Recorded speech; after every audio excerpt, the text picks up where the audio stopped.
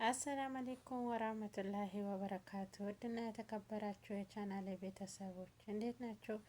ሰላም ናቸው ወይ? ስራ፣ ጤና? አልሐምዱሊላህ ሁሉ ነገር እኔ ጋር ሰላም ነው። ዛሬ በአንድ ምክር ነገር መጥቼላችኋለሁ። ምክር ቢጤ ነገር እስቲ ሼር አድርጉት። ላልሰማ አሰሙ። ይጠቅማችኋል። ከሰማችሁት የሆነ ጊዜ ይጠቅማችኋል።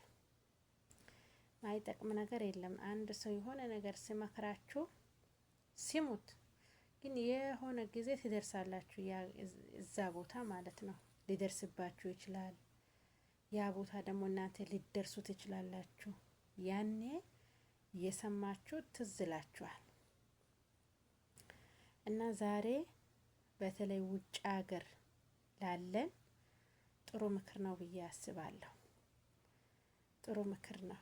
እና ምንድነው ብዙ ጊዜ ውጭ ሀገር ያለን ሰዎች ስትጋቡ አትመረመሩም።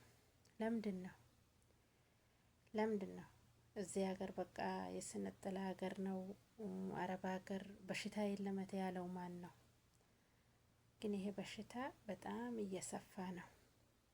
በጣም አላወቅ ነው። በጣም እየሰፋ ነው። እባካችሁ ተጠንቀቁ።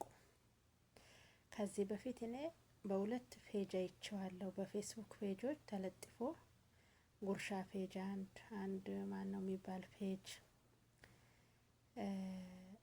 ከአረብ ሀገር ገብተው እንግዲህ ባሎቻቸው ሀገር ሆነው ከአረብ ሀገር ገብተው በዚህ ነገር ተጠቅተው የሞቱ ማለት ነው።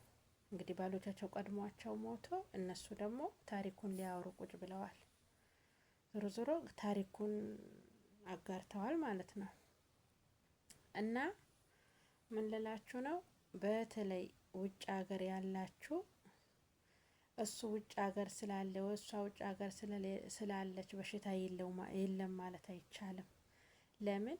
አብዛኛው ጊዜ በተለይ ሳውዲ ላይ በባህር ነው የሚመጡት ብዙዎቹ ማለት ነው። በባህር ሲመጣ ደግሞ እንግዲህ የመጣችሁ ታውቃላችሁ ታሪኩን። እኛ እንግዲህ የሚወራውን ነው የምንሰማው ብዙ ጊዜ።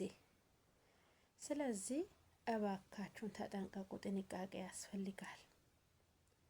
ስትጋቡ ተመርመሩ። የሆነ በቃ ፍቅረኛ ራሱ ስትይዙ ወዳው ይሄ ነገር እንዳለ አስቡ። አሁንም ሀገራችንም ላይ ተረስቷል። ሀገራችንም ላይ በጣም እንደተረሳ ነው፣ አይወራም። ግን በዛ ልክ እየሰፋ ነው አሉ።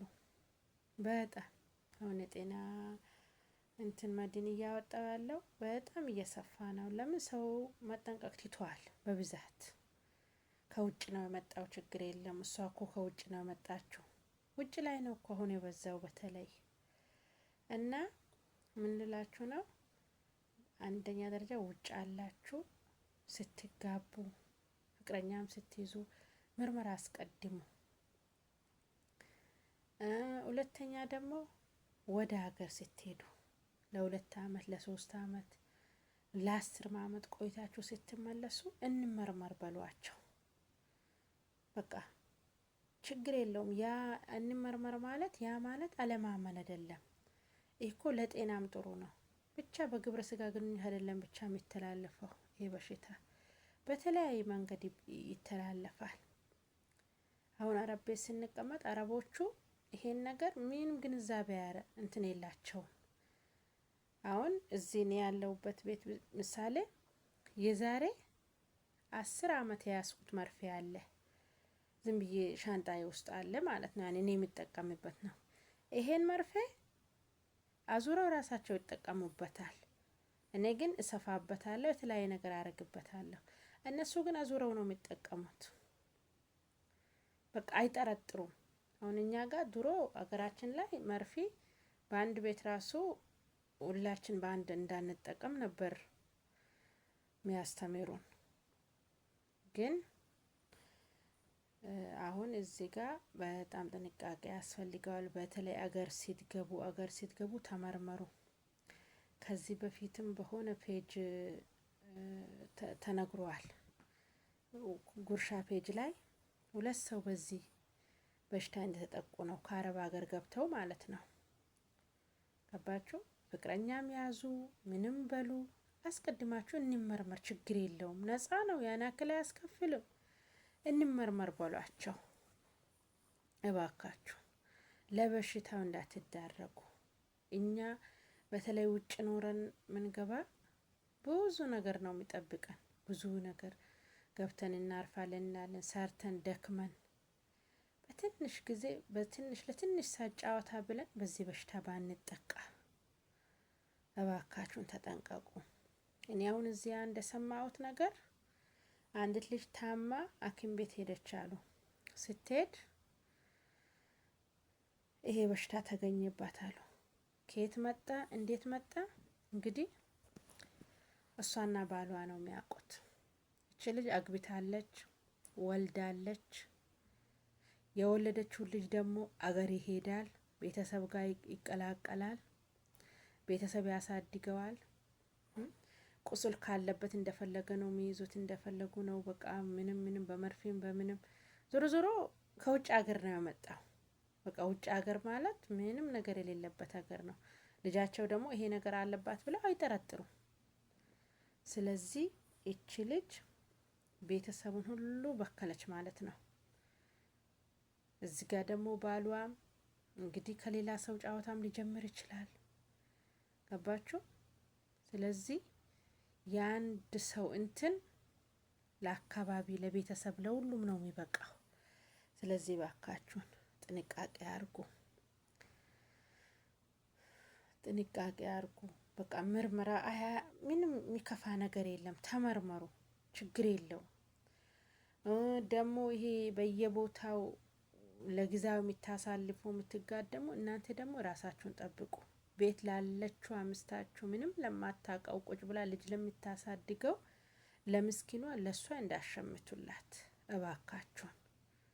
ይሄ በሽታ በጣም እየሰፋ ነው እየተባለ ነው።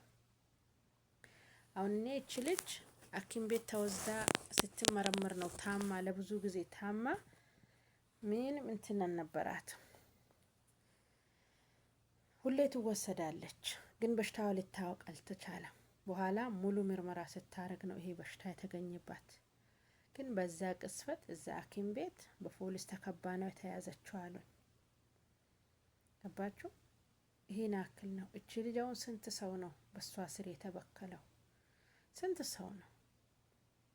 ከዚህ ሁሉ ራሳችን እባካችን ራሳችንን እንጠብቅ። የሚገን በቃ ከኛ ጋር ግንኙነት ሊያረግ ራሱ የሚመጣው ሰው ማን ነው? ምንድን ነው? እንዴት ነው? ምርመራ በቃ ብዙ እንትና ያን ያክል ዋጋ አያስከፍሉም እኮ። ስለዚህ እባካችሁን ጤናችሁን ጠብቁ። ይሄን ልላችሁ ነው የመጣሁት። ላልሰማ አሰሙ፣ ሼር አርጉት፣ ይጠቅማችኋል የሆነ ጊዜ። በተለይ ደግሞ አገር ቤት ስትገቡ ቆይታችሁ የምትገቡት ባትቆዩም ለ2 አመት መመጣችሁት ዞሮ ዞሮ ማን የት እንደሚውሉ ማን የት እንደሚያድር አይታወቅም። ስለዚህ መጠንቀቁ አይከፋም እና ይሄን ልላችሁ ነው። ሼር አርጉት። ሰላም